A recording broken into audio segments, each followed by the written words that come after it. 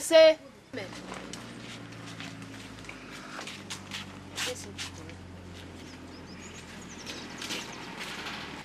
Nare, I get one. What will get one? Oh, money when you bump Baria. Nare, who be away? What will give me one? Who be aware? Oh, no, not a war. Oh, no, good, not a war. Tamame, oh, no, not a war. Muso cuando mame mi opa nuri la wana. Uri roba me ya mo. Uri e patu me ya lebe. Ya se kwe kuye. Wo jaria. Ah, ayo no koko yo. Ah, me ga vio yo wana. Imie. E patu no. Aga no mabie.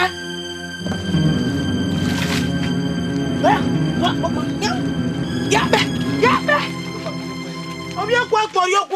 Ọba nete, ọba le fafa weki, ọba onye nebweku, ọba lo jemo ya juwo tagboya o. Ijesu no geme, wọ́n pàṣẹ ti fi dàgbọ́ ma wẹ̀rí ẹ. Ijesu no ba, ọ̀bù yí rẹ̀. Wọ́n pàṣẹ tí yóò bọ̀ kàn máa yọ.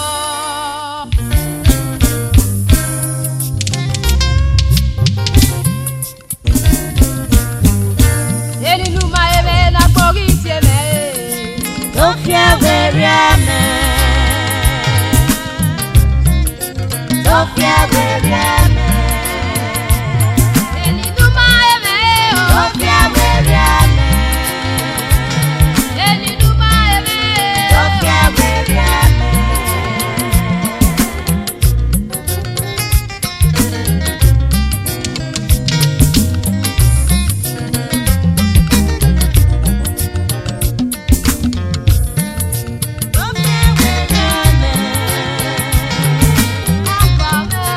Don't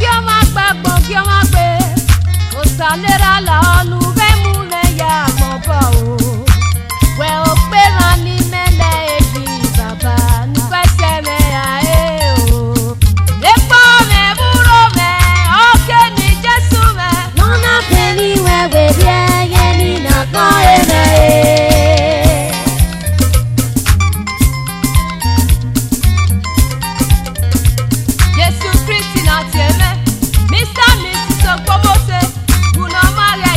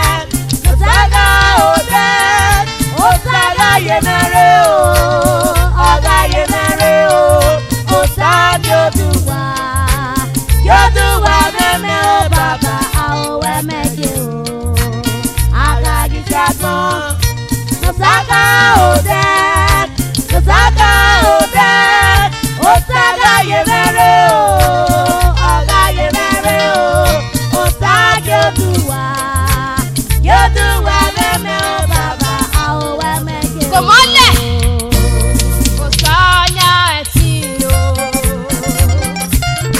Osanya etia, Osanya etio, Osanya etio, Ewi betio bobe o, Osanya etia, Opa monya etio, Osanya etio, Ewi betio bobe o, Osanya etia, Etino se wi maro, Osanya etio, Etini yalo de o, Osanya etia, Opa monya etio, Osanya etio, Yesu anya etio, Osanya etia, Ewi betio be o, Osanya etio, Ewi o.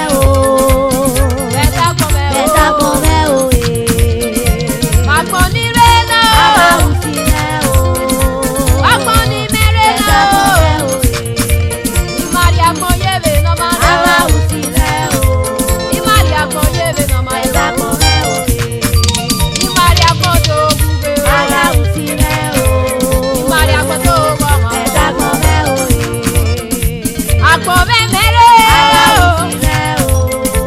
Àgbọ̀n mẹ́mẹ́rẹ́ o. Àgbọ̀n mẹ́mẹ́rẹ́ o. Àgbọ̀n títẹ̀ náà o. Kò mọ́lẹ̀.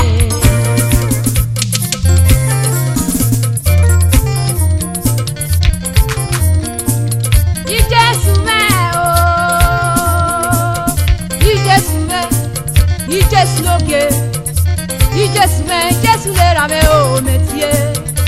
Ìjésù mẹ́ abúdílé bàbá o métier. Mẹ́ búwárẹ̀ kí o tún wá mẹ́ mà mẹ́ o. Mẹ́ búwárẹ̀ àwọ̀ mẹ́rẹ̀ o bàbá. Àtẹ̀gẹ̀ wúwẹ̀ alámi àmì mẹ́lẹ̀ o bàbá. Àtẹ̀gẹ̀ wúwẹ̀ àtẹ̀bẹ̀ ìmẹ̀ òkè mẹ́ o. Wẹ́sẹ̀ bàbá òun náà gbọ́ mẹ́yẹ nọ̀mà. Jésù lókè mẹ́ o. Jésù lókè mẹ́. Jésù lókè mẹ́ o. Jésù lókè mẹ́. Apá máa lè bàbá. Orí ó lẹ̀ lókè mẹ́ o. Tẹ́tẹ́ bí tẹ̀mẹ́.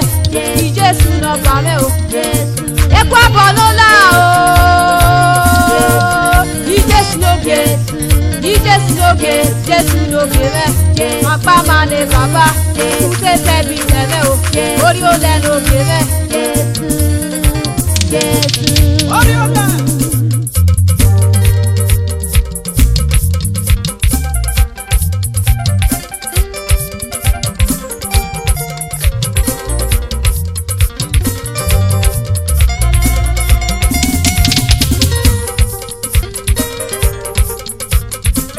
Kábíyèsí.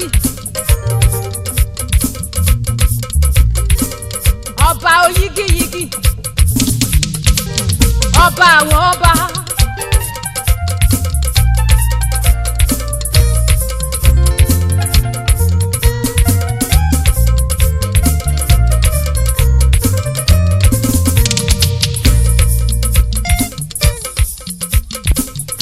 Ọpẹ́ yẹ Jésù olóore. Ọpẹ́ yẹ Jésù olóore. Ọpẹ́ yẹ Jésù olóore. Bàbá ó máa ṣe olóore.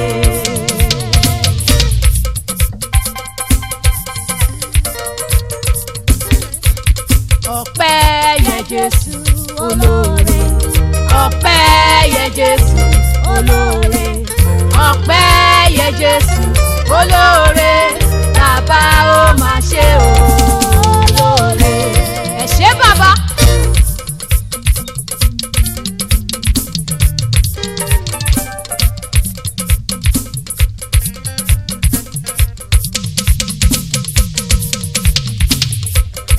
What have they said, oh, this man? Through the love of Jesus, I am head of life divine. Through the love of Jesus, He will my soul this way. In my own change, He pray. He will keep me to the end. All glory be to Jesus.